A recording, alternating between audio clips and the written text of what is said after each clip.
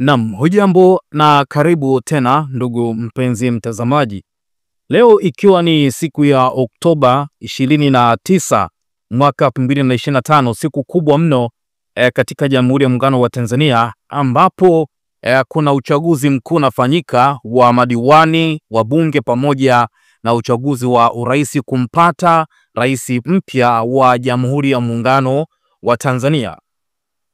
Siku hii pia wanaharakati walihamasisha maandamano makubwa mno. Lengo kubwa ikiwa ni kupinga hiki ambacho kinafanyika siku ya leo au kuzuia uchaguzi usiweze kufanyika. Tulikuwa tuna kampeni ambazo zinazidi kuendelea kwenye mitandao mbalimbali ya kijamii. Kampeni ya Oktoba 29 tunatiki, lakini pia kampeni ya Oktoba 29 tunatoka. Hali ipoje mtaani kwako? Unaweza ukashare na sisi kupitia hapo kwenye comment section. Utuambie ni kwamba watu wametoka au watu wametiki. Lakini pia ukipita katika maeneo mbalimbali ya kibiashara ambayo yamekuwa ni maarufu sana, watu wanakuwa wakijaa kwa wingi sana. Leo ukipita asubuhi na mapema kabisa, biashara nyingi sana maeneo mbalimbali zimefungwa kwa mantiki ya kwamba watu wamekwenda kupiga kura. Lakini pia unaweza kupata mawazo mengine pia kwamba watu wameamua kujipungia majumbani. Nimeona wanaharakati ambao walikuwa wanahamasisha maandamano makubwa siku ya leo Oktoba 29 tunatoka, wamezidi kuhamasisha, lakini pia hakuna sehemu hata moja ambayo mpaka sasa imethibitishwa ya kwamba watu wametoka na kuandamana. Kama nilivyokuambia, maeneo mbalimbali hivi tunavyozungumza katika majiji mbalimbali hapa Tanzania, hali imekuwa ni tofauti sana na siku za nyuma. Maeneo mengi hali imekuwa ni tofauti. Idadi ya watu ambao wanaonekana barabarani sio wengi sana. Kwa mfano, wale ambao ni wazoefu kwa hapa jijini Dar es Salaam, barabara ya Kimara Mbezi mara nyingi sana inakuwa ni barabara ambayo inakuwaga na poleni kubwa mno. Msongamano wa magari unakuwaga ni mkubwa mno. Lakini siku zote barabara hii imezoeleka kuwa ni barabara ambayo inakuwaga na foleni sana. Lakini kwa leo haipo hivyo tena. Barabara haina magari mengi, si ya abiria wala magari ya watu binafsi wala ya mizigo. Kumbuka leo Oktoba 29, siku ya Jumatano, kama nilivyokuambia, ni siku ya kupiga kura kwa ajili ya kuchagua rais, wabunge na madiwani. Lakini pia ni siku ambayo ilitangazwa kama siku ya mapumziko kitaifa. Kwa hiyo huenda watu wameamua kutumia fursa hii kupumzika, kukaa majumbani, kupumzika kama ilivyotangazwa. Usiku wa kuamkia leo, mikoa mbalimbali, maeneo mbalimbali, tumeshuhudia jeshi la polisi wakizidi kufanya doria. Kumbuka, kutokana na vitisho mbalimbali ambavyo vilikuwa vikionekana kama vinasambaa kwenye mitandao mbalimbali ya kijamii kuelekea siku hii ya uchaguzi, jeshi la polisi likatoa taarifa ya tahadhari kuelekea siku ya kupiga kura ambayo ni siku ya leo. Nitakusomea hapa hii taarifa ya jeshi la polisi ambayo mpaka hivi sasa ina muda wa masaa 19 toka jeshi la polisi Tanzania wametoa taarifa hii. Jamhuri ya Muungano wa Tanzania, Wizara ya Mambo ya Ndani ya Nchi, Jeshi la Polisi Tanzania. Na tukimaliza hapa, nataka tupitie kwa wanaharakati Sativa, Maria Sarungi, Mange Kimambi ambaye siku ya jana aliweka video moja akisema kwamba hiyo ndiyo video yake ya mwisho kwa Watanzania. Lakini pia alizungumza kitu gani? Watanzania wana maoni gani pia kupitia machapisho ambayo wanaharakati wamekuwa wakiyachapisha siku hii ya leo.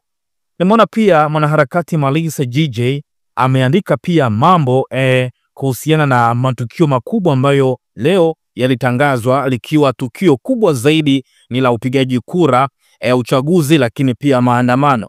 Kwa hiyo tutapitia tuone hali jinsi ilivyo. maandamano yanawezekana kufanyika. Kwa hali hii, jeshi la polisi wakatoa taarifa kwa umma, ikiwa ni taarifa ya tahadhari kuelekea siku ya uchaguzi siku ya leo.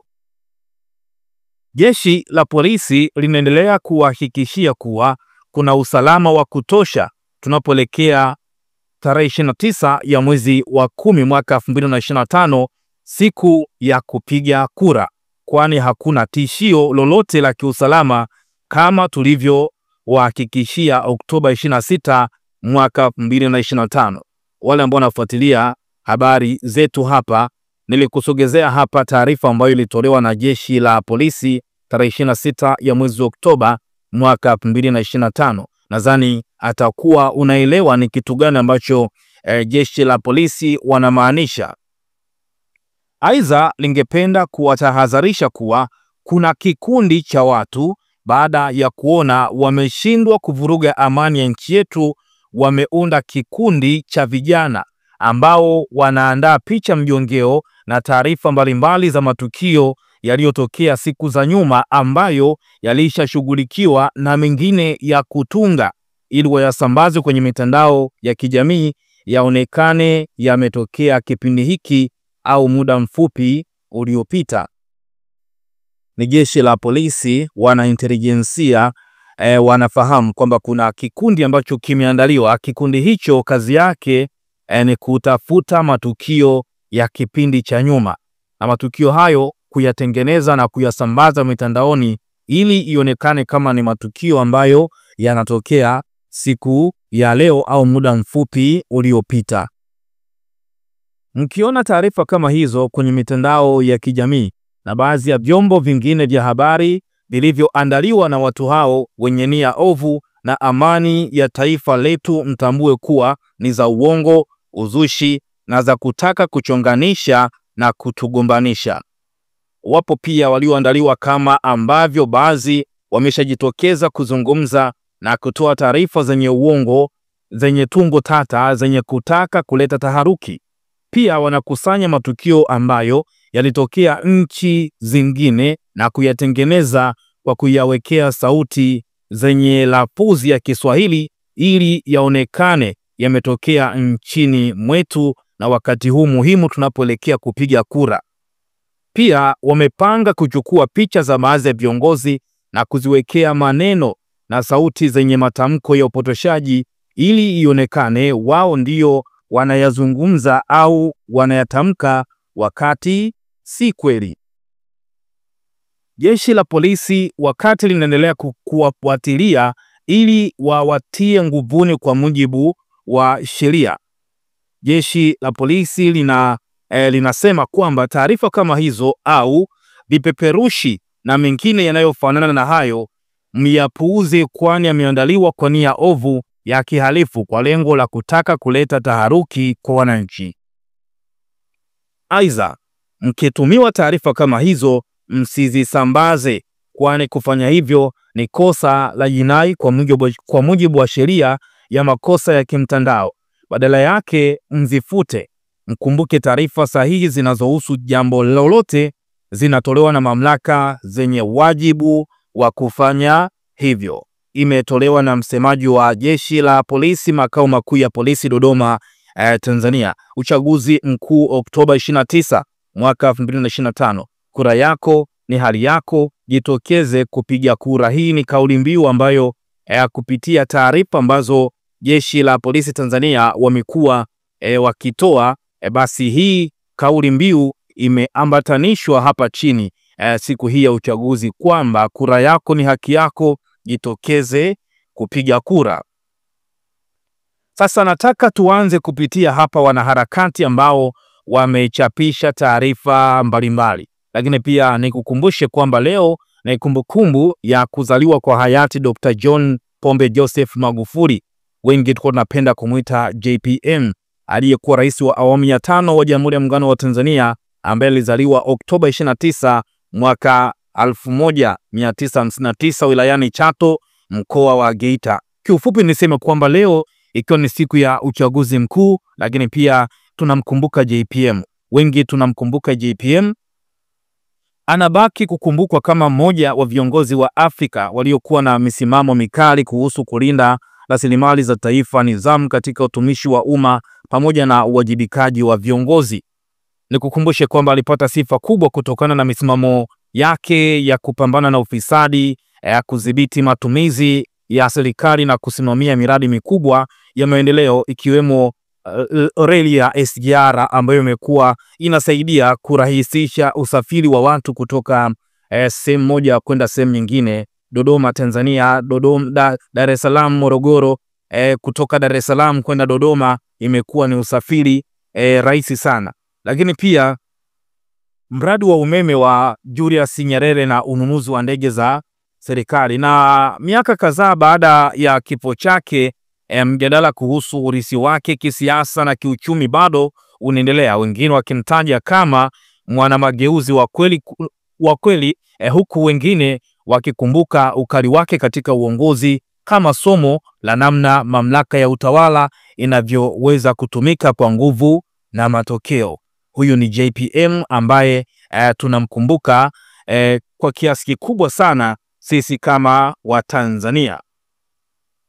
Maeneo mengi Dar es Salaam kama nilivyokuambia ni meupe hapa Dar es Salaam, lakini pia hata huko mikoani.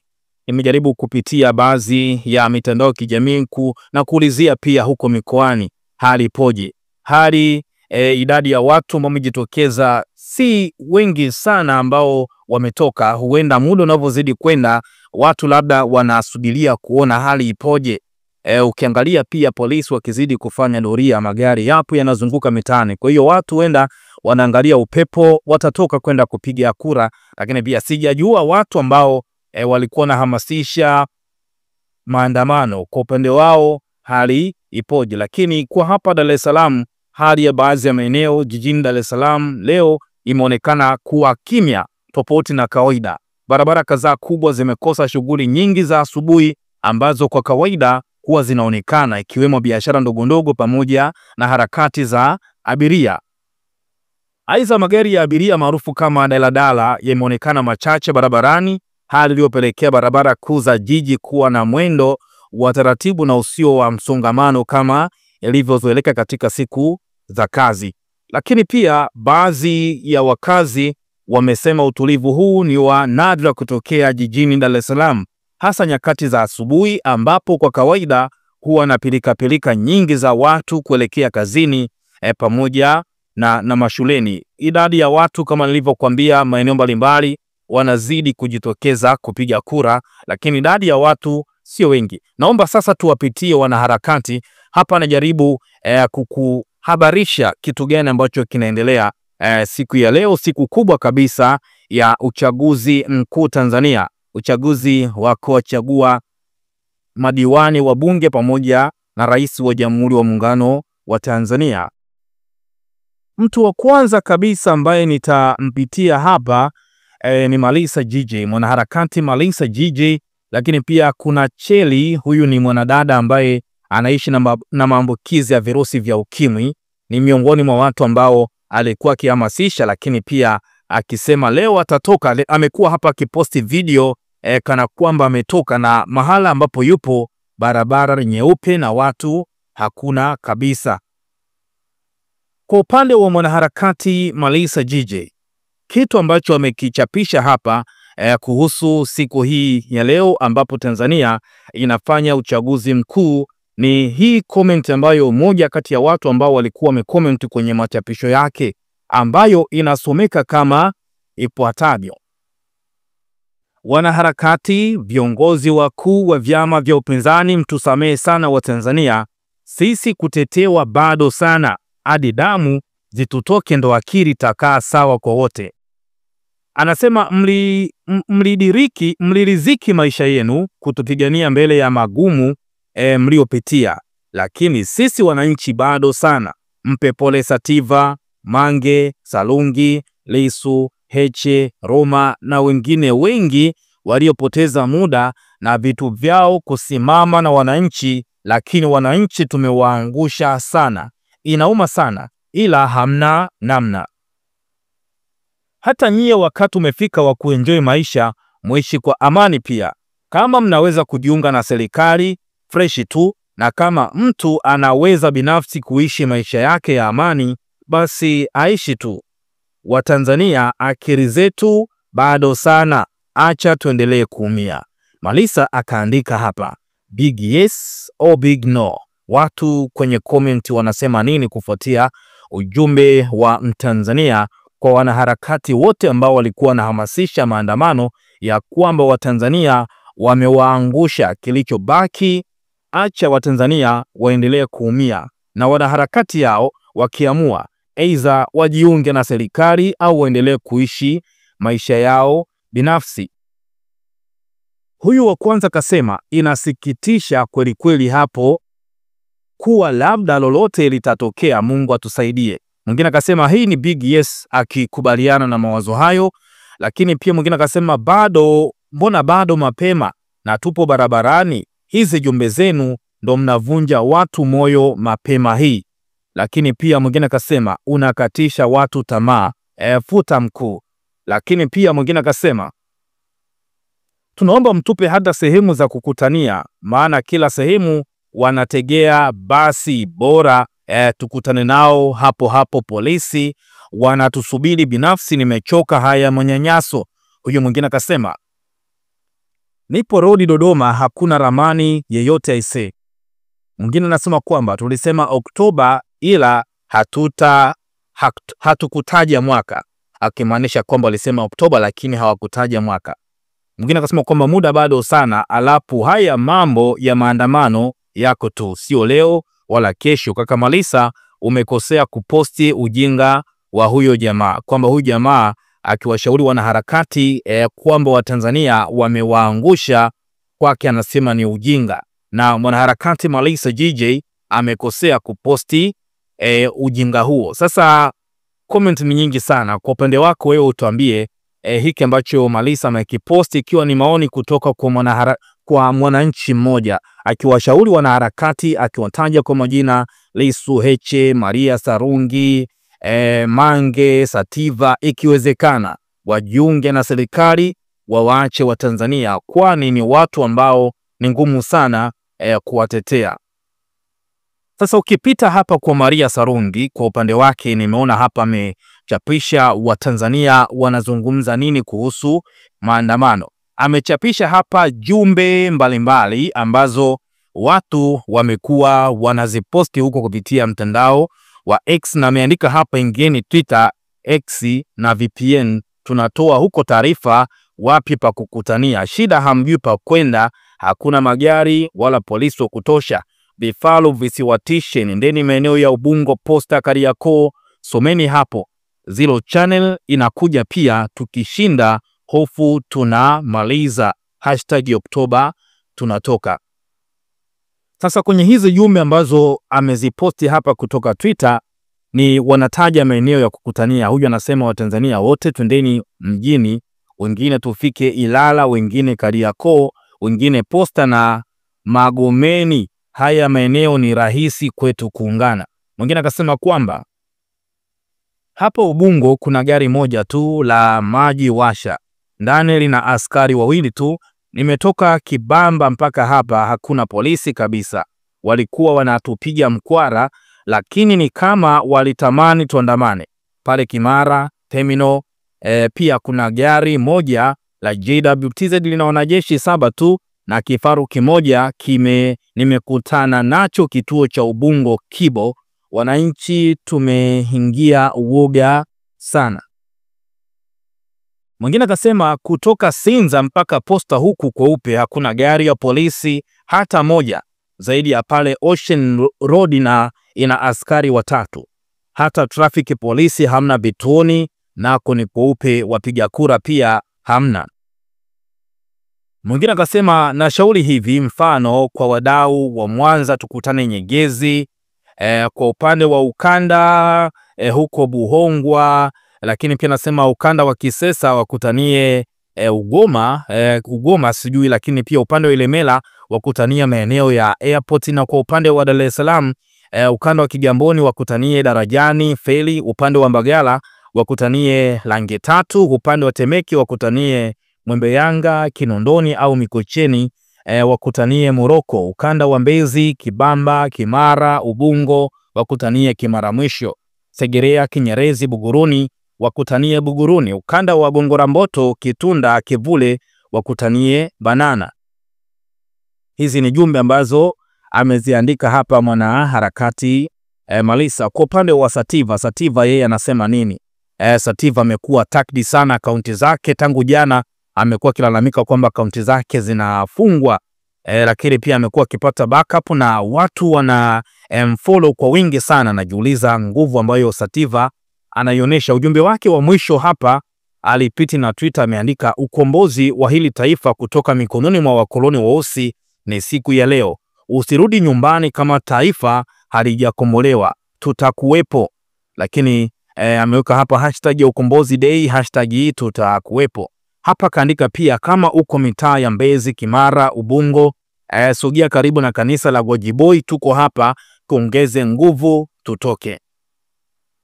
Nilikwambia pia mwanaharakati Cherry, huyu bidada ambaye ni miongoni mwa waathirika wa virusi vya ukimwi ambao wamejitangaza kwa umma, lakini pia amekuwa akitoa elimu mbalimbali kuhusu maradhi ya VVU. Ameandika hapa kwamba watu wa Mungu, nina imani na nyie wa Tanzania wenzangu, najua mnatoka. Lakini pia amechapisha video hapo ikionyesha barabara ni nyeupe kabisa. Anasema kwamba walahi tukijiangusha leo ndio basi tena, sijui tutaenda kuishi wapi. Hashtag #29, hashtag katiba mpya ni sasa, hashtag free Polepole na wote mliowateka, hashtag Tanzania mpya inakuja. Nipitie hapa kwa Mange, alichapisha video moja jana akisema Watanzania, hii itakuwa ni video yangu ya mwisho kwa Watanzania kuelekea siku ya maandamano. Hii ni video ambayo ina masaa 15, video ambayo imepata like zaidi ya 100,000 kwa mwanaharakati Mange, akisema itakuwa ni siku ya mwisho kutoa video kama hiyo. Lakini pia amewaachia Watanzania baada ya hamasa zote hizo, lakini pia kidai ya kwamba kapigiwa simu kwamba wanajeshi wa jeshi la JWTZ wako nyuma ya Watanzania. Baada ya kuzungumza hivyo, Watanzania wengi pia wakatoa maoni yao hapa. Huyu anaitwa Vismon 2002 akasema, wamepora rasilimali zetu, wamechukua haki zetu, wameua na kuteka ndugu zetu, wameumiza mioyo yetu, no turning back. Lakini pia mwanaharakati kile akasema hatutajiangusha. Mwingine akasema kwamba Mange ameongea leo kwa huzuni sana, we dada umepambana kwa kweli. Lakini pia mwingine akasema kwamba Mange na kuambia Watanzania watakuangusha, hakuna watu hapa wa kuwapigania. Mwingine akasema kwamba asante dada, umetupambania sana mpaka dakika hii, umefungua macho ya Watanzania wengi, barikiwa sana. Mwingine akasema kwamba na tumaini hivi Mange alivyotupambania Watanzania hawatamwangusha tena. Sasa tumalize hapa, utuambie hali ya mtaani kwako ipoje? Huko mtaani kwako hali ipoje? Ni Oktoba tunatiki au Oktoba tunatoka? Tuambie kupitia comment. Lakini pia unaonaje wanaharakati walivyohamasisha maandamano, lakini jeshi la polisi pia wakiimarisha ulinzi na usalama na watu wakijitokeza wakianza kupiga kura? Lakini pia kwa upande wa watu ambao wamehamasisha maandamano, ni kama Watanzania wamenunuliwa na uoga ambao walihamasishwa. Tupe maoni yako, kwa upande wako ni nini kinaendelea huko mtaani kwako? Chochote kile ambacho unakiona tuambie hapa tujue, tutajie kabisa na eneo kiwezekana uko wapi na hali ya huko ipoje. Mengi mimi nitazidi kukuhabarisha hapa leo, tujue zipi ni mbivu, zipi ni mbichi. Oktoba tunatoka au Oktoba tunatiki, yote tutafahamu leo.